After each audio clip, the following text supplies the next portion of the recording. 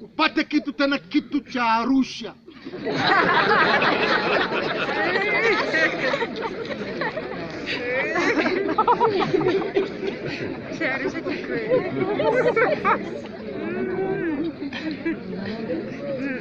Kitu cha Arusha kinaliwa na watu wenye hela.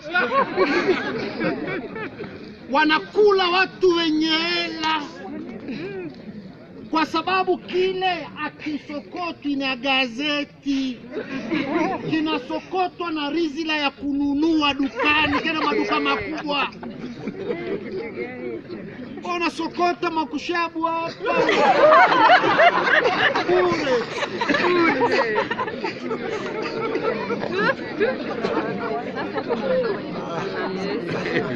Ninachokuambia mimi, na sikuambii kwa utani.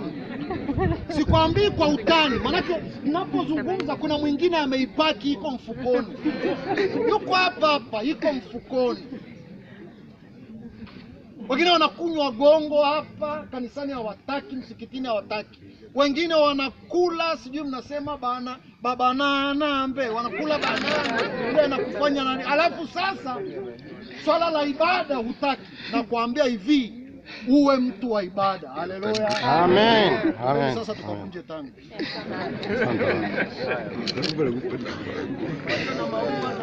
Walio na maua sasa wanaweza kuendelea kuweka.